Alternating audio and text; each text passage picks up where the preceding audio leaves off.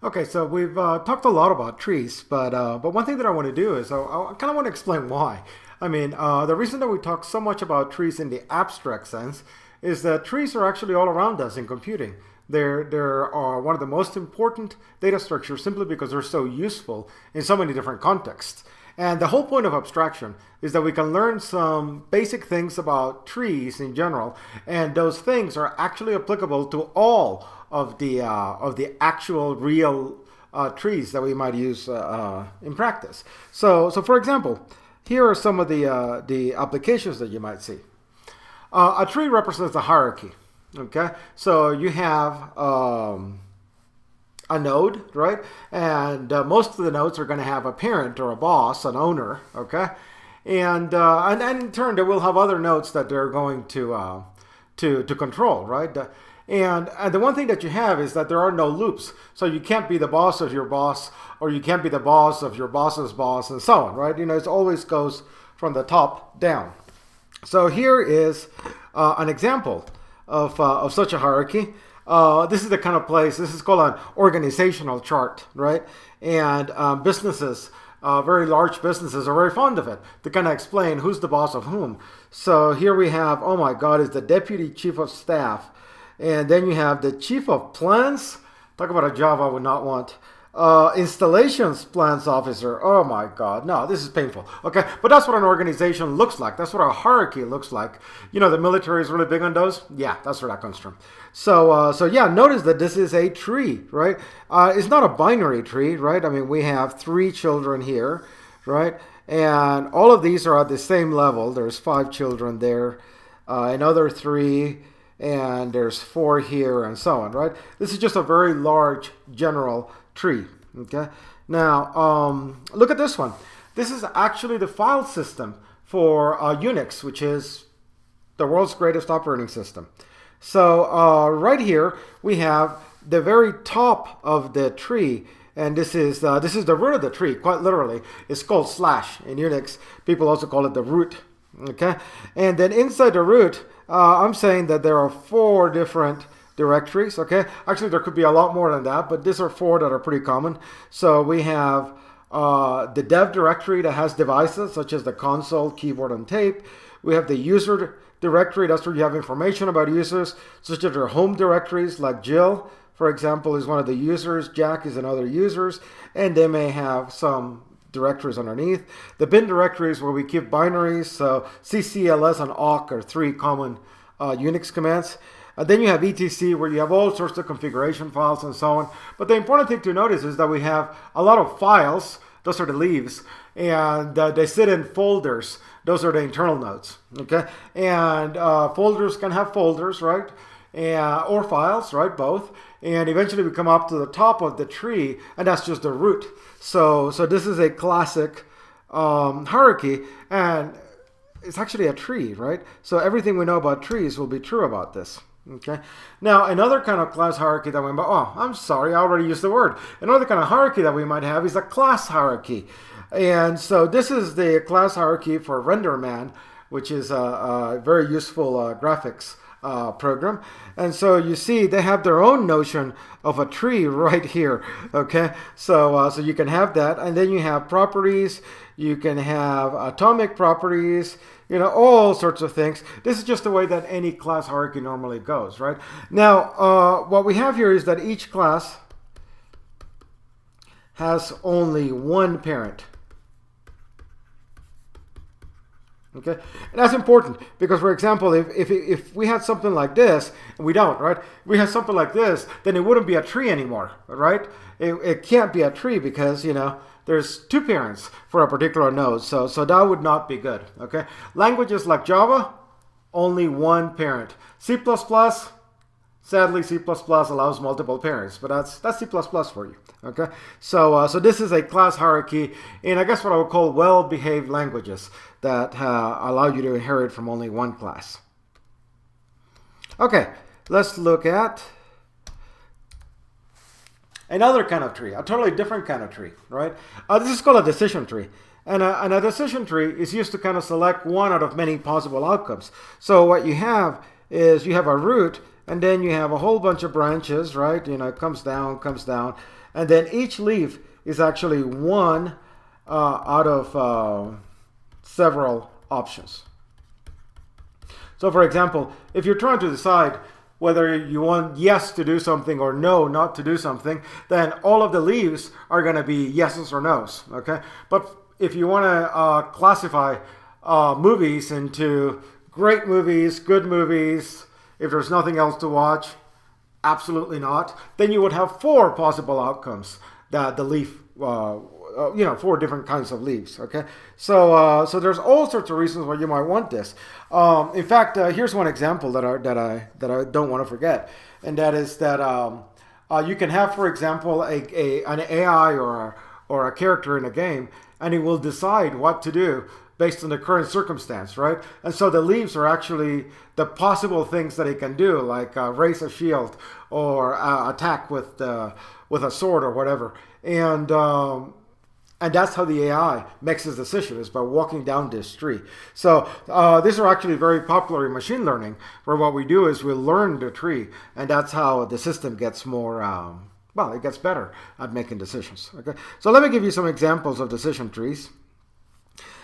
This is like 20 questions, okay? So at the top of it, I might say, hey, is it a mammal, okay? And the answer could be yes or no. So let's say that we get a yes answer, so we go this way.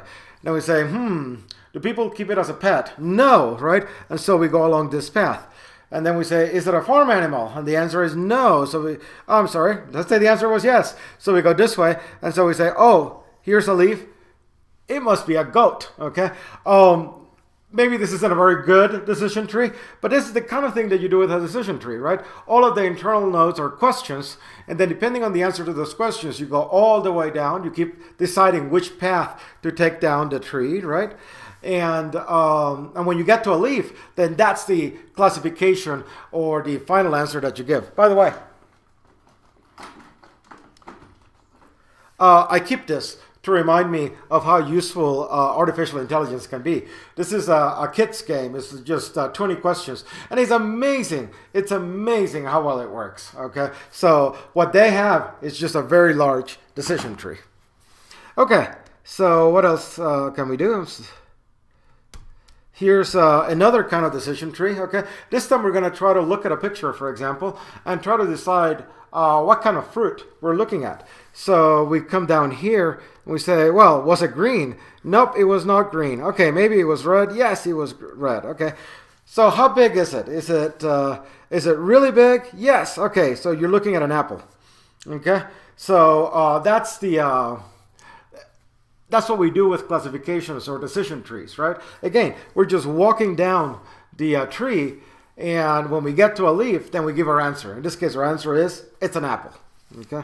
All right. So that's another example of trees. Now let's look at expression trees. Okay. Now, expression trees, well, they're used to represent mathematical expressions. So, for example, I might have an expression such as 2 plus 3 times 7. Okay. And the way that I'll represent it is the internal nodes are going to be the operations, and the leaves are going to be the numbers.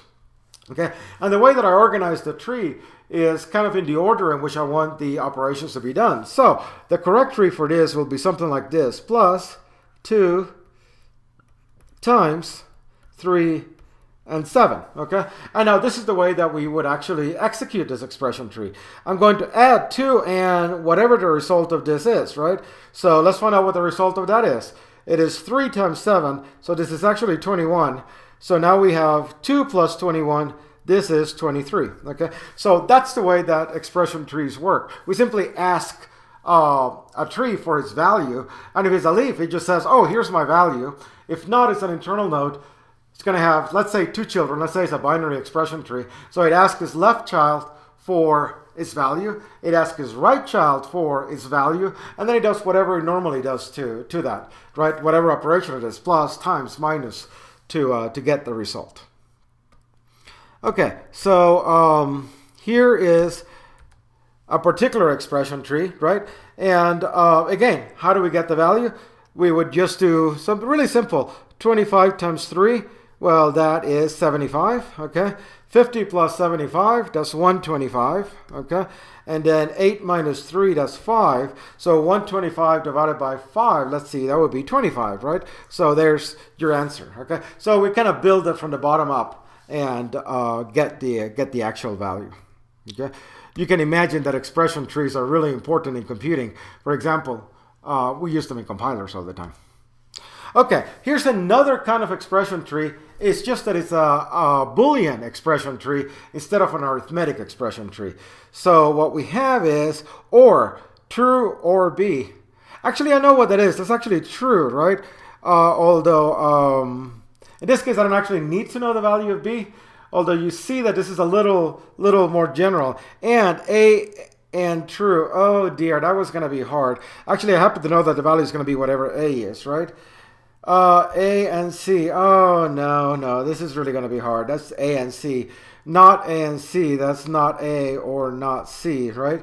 And then A or not A or not C. Well, that's, Anyway, what I really want you to get about this thing is that it is still an expression tree, okay? Now, I'm going to show you something cool. Let's say that I give you not just that expression tree, but I'm also going to give you an environment, okay? Okay, and my environment just simply gives me the current value of variables. Okay, so I'm going to say that A is true, B is false, and C is true. Okay, so now I'll actually be able to give this values. Okay, so let's try to erase this. All right, so true or, well, it's false, but it doesn't matter. It's an or, so that's true. A and true. A is true, so this is actually true as well, okay? Let's go to this size. A and C, oh, wow, that's actually true. Not, oops, is false, okay? True or false, yes, that's true, okay? So if you have an environment and an expression tree that has variables, okay? Okay, then you can actually compute the value, right? This is really what you would have in a real programming language, right? You rarely just have expressions that are only constants, okay? So this is actually going to be one of the projects that I'll ask you to write before the remaining, in the remaining part of the course. So you'll write an evaluator that takes an expression tree just like this one and an environment just like this one and returns the value, okay? All right, let's look at some other ideas. Something else we can do with trees, we can have a search tree. Okay, these are kind of like decision trees, okay? But what we really want is to find the value of a current variable, for example. Okay, now the search trees kind of come in two different flavors. Some of them actually have data in the internal nodes, okay? So all nodes have some kind of a value. Other trees only have values on the leaves, okay? And it doesn't matter which kind you use. I'll actually show you an example of both. So I'm going to start with what's known as a binary search tree. This is probably what you call search trees in classes like 2030. Okay, so it looks like this. This is an example of a binary search tree, and what we do is we're looking for a particular number. Okay, and the value is what lets us make a decision, right? As in a decision tree. So here we're saying, is it less than 11? Okay, that's our question, right? And if the answer is yes, we go this way. If the answer is no, we go that way. Okay, and by the way, if the value is exactly 11, then we say yes, I found it. Okay, so let's say that I'm looking for 7.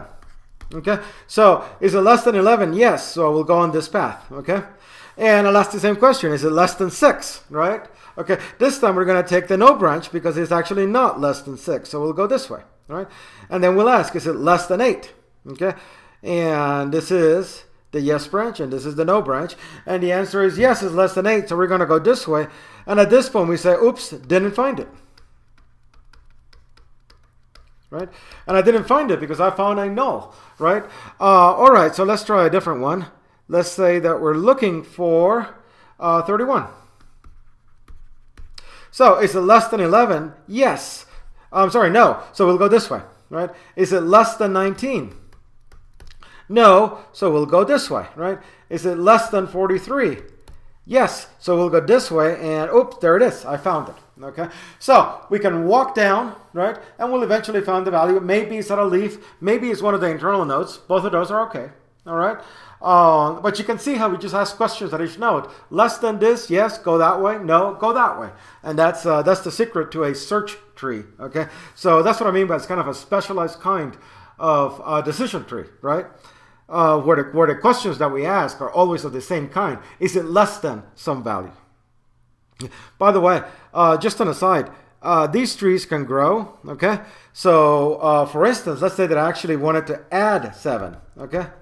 What we'll do is the same idea. Is it less than 11? Yes. Is it less than 6? No. Is it less than S? Yes. It's supposed to go this way, but we didn't find it, so we'll actually just add it, okay? That's how we do insertions into a search tree. We just look until we get to a null, and then that's right where we place it. All right. I mentioned that because I'm going to ask you to write that. That's the other project that I want you to do before the end of the semester. Okay, next thing. This is actually a B tree, and B trees are similar to those binary search trees. They have two differences. The values are always in the leaves. Okay, these are the values. Okay, the other big difference is that they have a very large fan out.